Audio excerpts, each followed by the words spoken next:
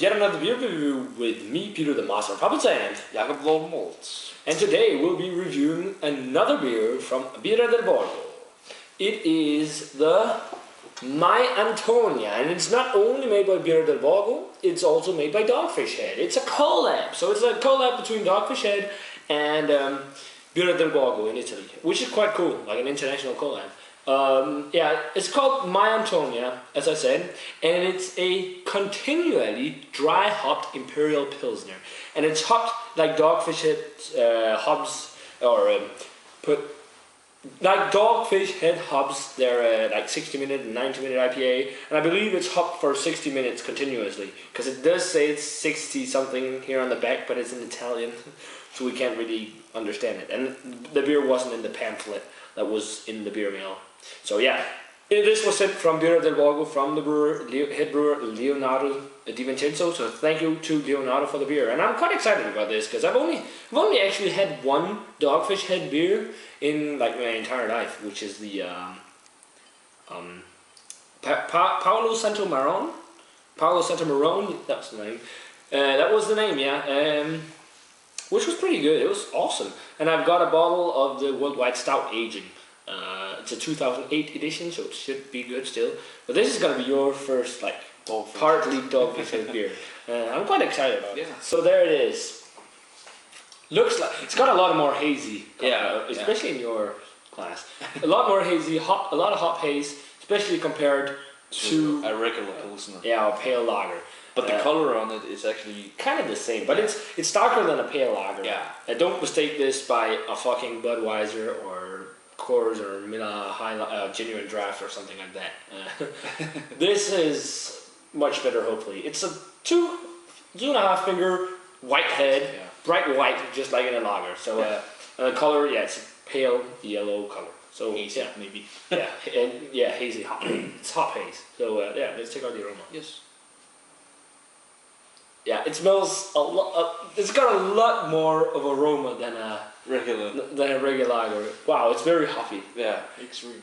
It almost. I know in San Diego they make like India pale lagers, which is like really hoppy pale lagers or lagers. Because I do get a lot of grapefruit actually. What about you? Yeah, a lot of tropical kind of fruit. Yeah, I smell the sass from hops actually. Yeah, like a spicy note. Yeah, because sass usually gives the spicy notes, and the Simcoe is what's giving the intense grapefruity aroma. But it doesn't have cat piss, because sometimes in really hoppy beers that's hot with Simcoe, you get cat piss like aroma. That actually smells very nice for a like a lager. It's a craft lager, of course, so that's why it smells better. So let's take it out.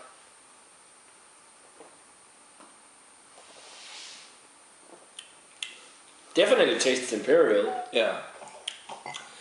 I'm not sure on the age of this one. It doesn't taste that hoppy anymore. Not at all. The aroma indicated a way more hoppy beer. I have no idea when they brewed this first, and I have no idea if it's like a one-off beer.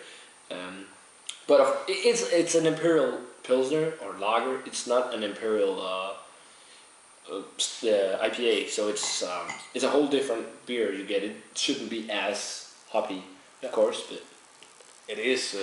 It is fairly hoppy for it's quite hoppy for a lager, because lagers are usually not hoppy really at all. But the most dominant thing is actually malt, I'd say. It's kind of sweet, malty. Slight breadiness in there.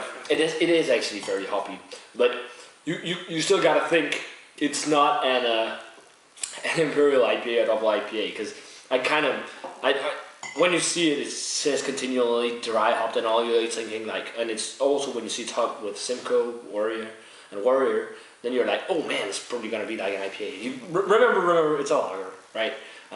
Still really hoppy for a lager and a lot more taste. I would 10 times rather drink this than some cheap lager, because there are really good lagers out there, and this is definitely one of them. Along with lagers like Victory Prima Pils, for example. That's also a really good lager, or Pilsner. It's nice. And this is also a really good beer to introduce to people who really like lagers, because it's got still some of the grassy kind of notes, some sweet maltiness. And it's not as bold as IPAs. Yeah. So, and not as bitter. It is a more bitter than your average lager. Yeah. But I think it's a good way of introducing people who are lager drinkers to craft beer, because they might think an IPA is too bitter or a stout too roasted and big. I think it's a pretty good beer actually. I'm gonna give it an 81. It's pretty good. I mean, it's not up there with some of the best beer I ever had, mostly because I'm not the hugest lager fan ever, but definitely worth picking up if you get the My Antonia, even if it's the Birra del Borgo version or the Dogfish Head version, because Dogfish Head makes one they release in the States, and Birra del Borgo makes one they release in Europe, and it's basically the same beer as far as I know, just released different places. Yeah. What about you? I'm going 84. It's extremely drinkable, and as you said, it's a good introduction beer to anyone who haven't tried anything else than your macro lager or anything like that. But it's still easily drinkable and very, very drinkable. Yeah, much more hoppy. And a little more. Like I said, in India, Imperial Pilsner, such a thing exists. So that's it for this review, guys. An 81 from me and an 84 from Jakob for the Dogfish Head and Birra del Borgo, My Antonia Imperial Pilsner. It's actually a pretty good Imperial Pilsner.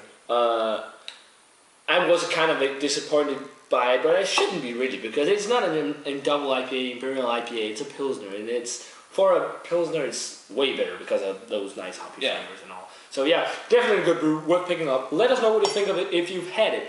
Maybe you think it's much better than we do, or maybe you hate it and think it's very bad because it's much more bitter than a pale lager. Maybe you're a big fan of that, so let us know. And thanks to Leonardo Di Vincenzo for the beer. And that's it. So we're gonna say cheers, and we're gonna see you in another beer review. Cheers, guys.